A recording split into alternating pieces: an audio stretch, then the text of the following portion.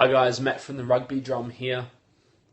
It's pretty tough to make about what we've just seen, well, a couple of hours ago really, with England being knocked out of the Rugby World Cup by Australia at Twickenham to become the first host nation to fall at the pool stage, as well as the first ever finalists to fall out of the pool stage. So it's quite monumental, but it kind of sums up the tournament to date. Let me explain.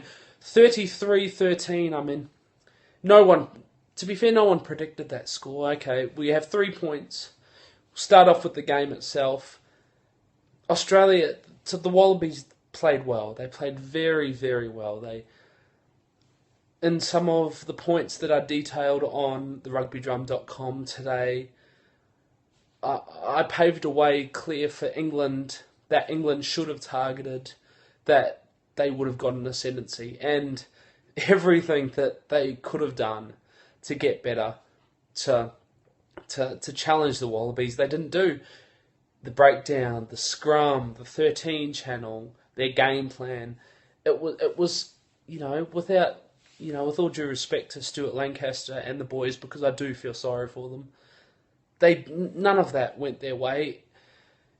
Their back five forwards from 4 to 8 were almost non-existent throughout probably about 70 minutes of the match, and you're not going to win a game like that.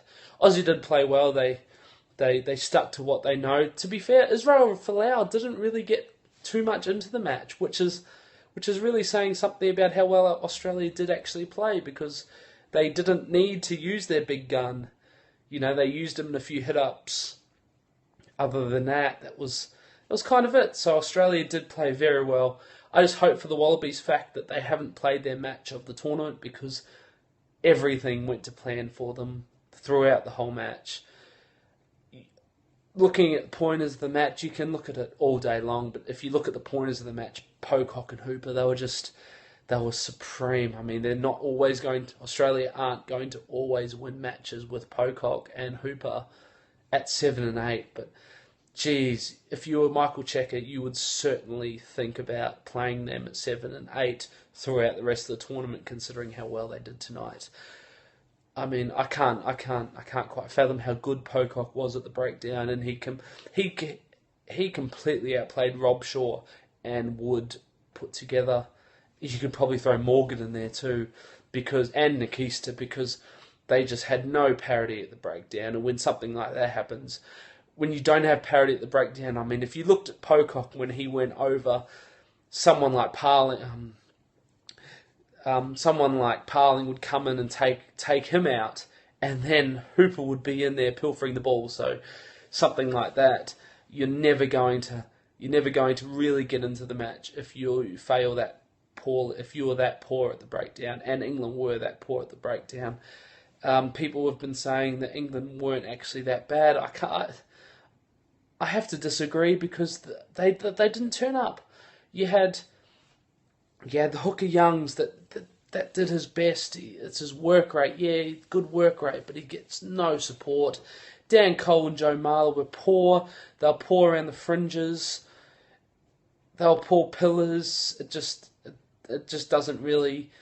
I mean, that's where the game was won and lost. Sure, Jonathan Joseph, once it got out to the back line, which was very, very few times, they did penetrate, but frankly it wasn't good enough, and they didn't excel in any areas that I outlined in my article this morning, and that was basically where the game was lost. Moving on to with the tournament losing its hosts, the tournament will be poorer for it, and that's disappointing from a fan of rugby in general, because I think it loses. The whole country now will basically lose interest, which is not good. I mean, you'll have England, Uruguay that will be lucky to get half full, considering all the tickets that will be on sale now, and it is disappointing.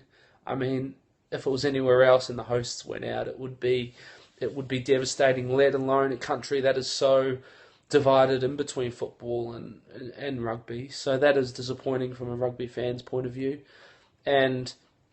But coming back to Stuart Lancaster this morning, I outlined their lack of hunger, their lack of their lack of mongrel, it's their lack of heart they put into the game. It wasn't there.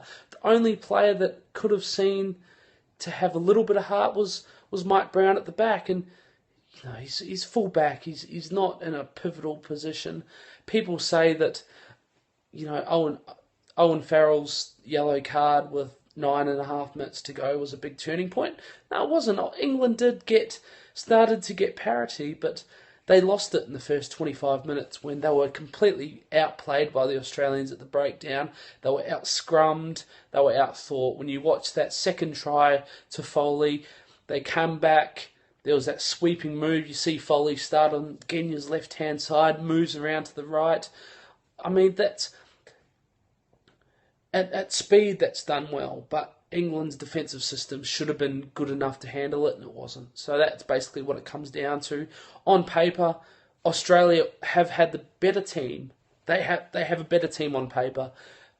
I think a lot of people know that, but I think that when people expect teams to take the field, they think that they're going to play better, but it just didn't materialise.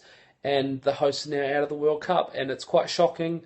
It's going to take quite a little bit of time to set in. Probably by tomorrow, I'll do another Periscope, and I'll be a bit less frazzled with my thoughts. But it's very disappointing from a rugby point of view. But Wallabies deserved it. They really deserved it. And if I'm absolutely honest, England lost it last week. They fell short in the pool stage last week. Wasn't this week. They were always going to be up against a very strong Australia side, very well coached by Michael Cheika, and I think England will be lucky to keep.